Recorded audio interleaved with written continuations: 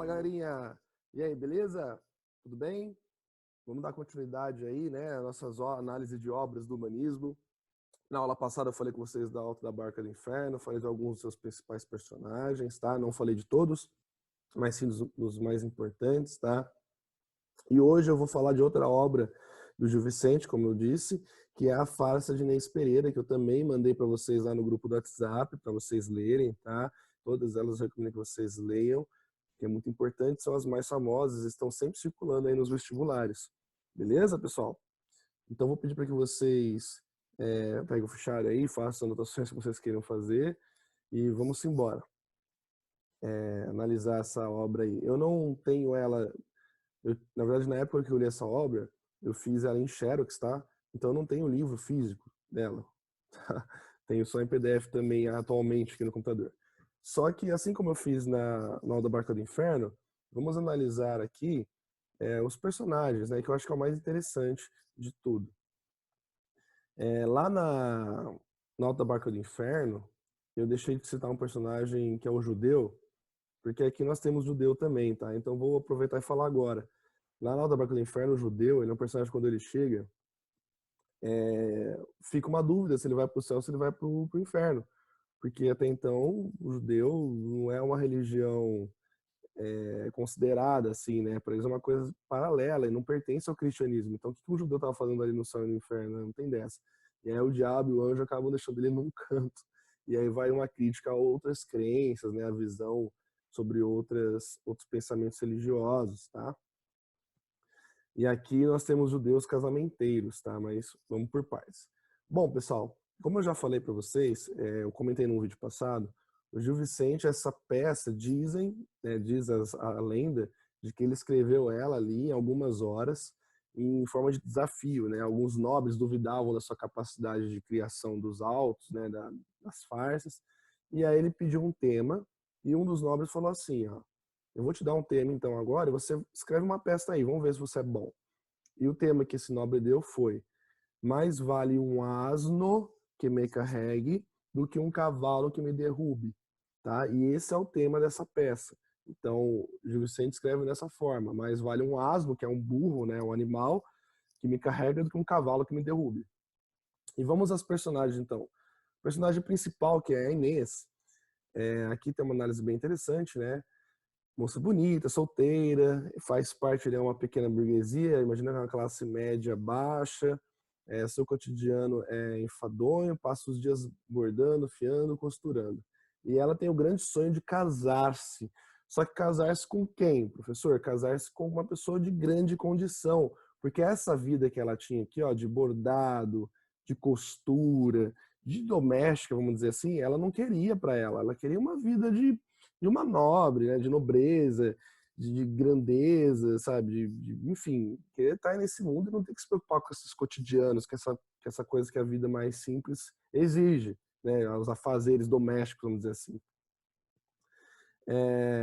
Tanto que ela fala aqui, ó, preferido por um marido com comportamento refinado, tá? E ela idealiza se casasse com um cavaleiro, porque lembra que eu comentei para vocês, né, que a gente tinha a questão dos cavaleiros, dos escudeiros, né? Aí lembra da obra de Dom Quixote. Os cavaleiros eram nobres, eram famosos, então ela só ia casar com um cavaleiro, enfim, era o sonho dela, beleza?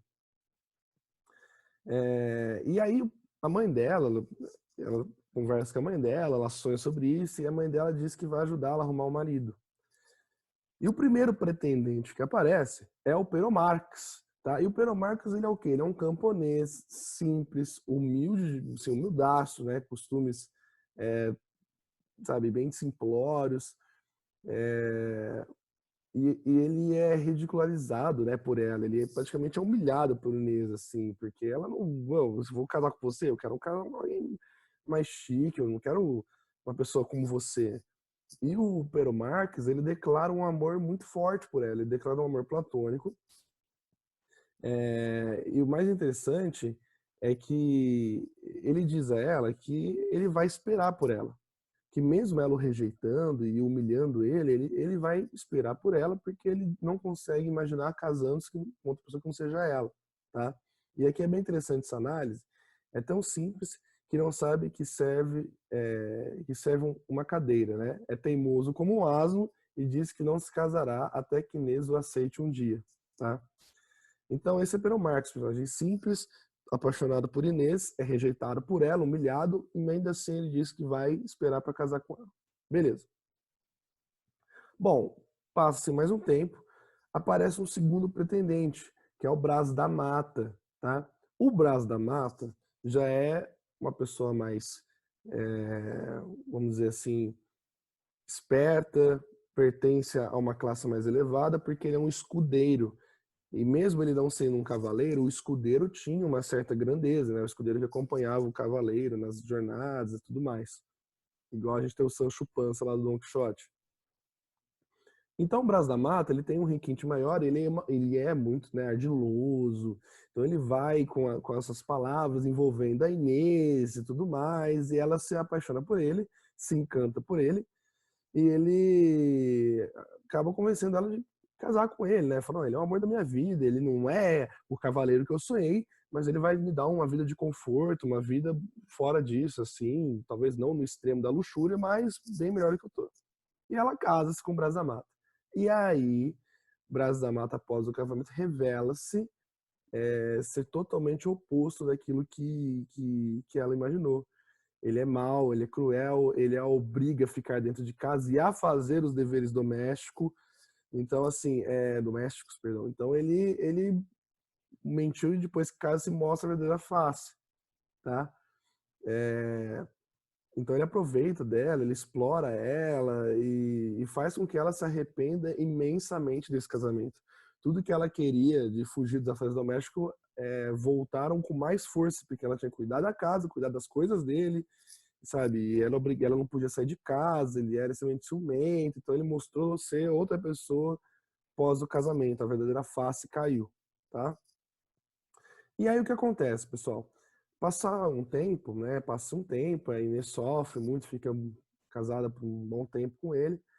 Só que em uma dessas viagens com o seu cavaleiro, o Brás da Mata acaba morrendo em batalha, tá?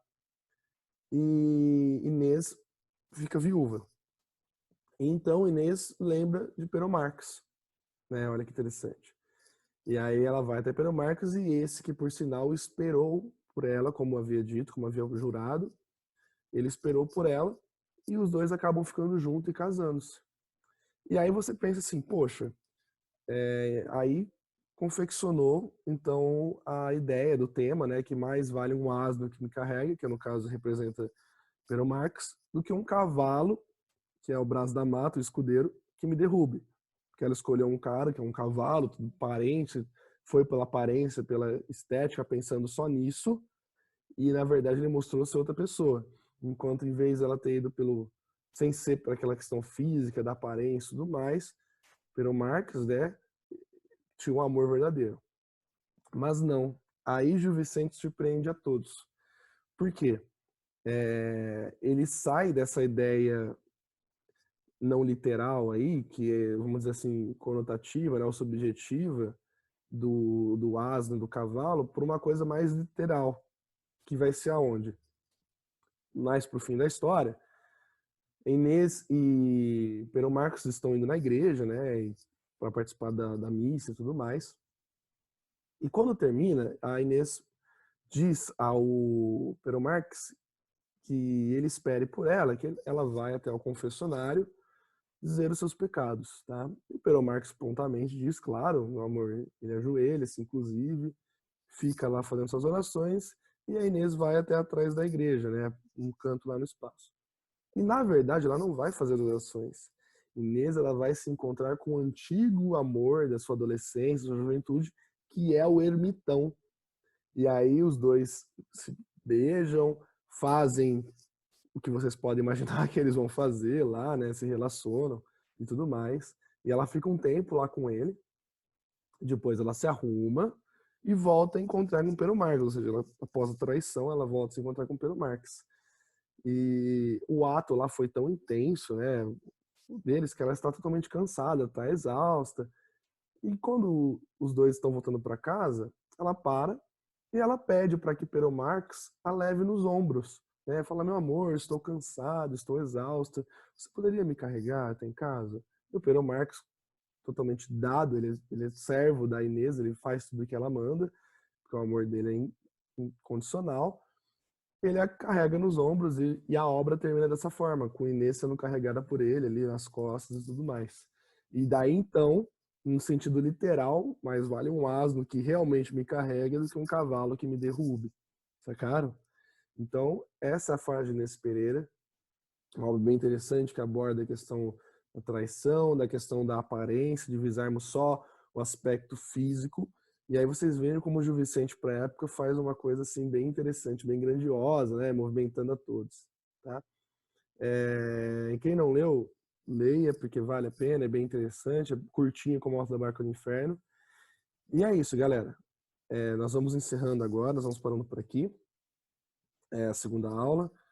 Falamos das duas principais obras, são as obras que trechos estão sempre circulando aí no vestibular e tudo mais. Eu vou deixar agora uns exercícios com vocês, tá? Vou mandar no grupo de literatura ou subo na Iônica também, os exercícios que vão falar sobre humanismo, tá? Para que vocês façam, treinem, e depois na próxima aula eu discuto esses exercícios com vocês, tá? Que é muito interessante. A gente vai parando por aí, porque nesse início do segundo bimestre eu quero falar aí de humanismo, talvez começar o classicismo com vocês, que é outra escola. E é isso. Dúvidas, pessoal? Mandem para mim no WhatsApp, mandem aí no Iônica. Tamo junto. Beleza? Forte abraço para vocês. Espero que tenham gostado. E até mais, pessoal. Valeu!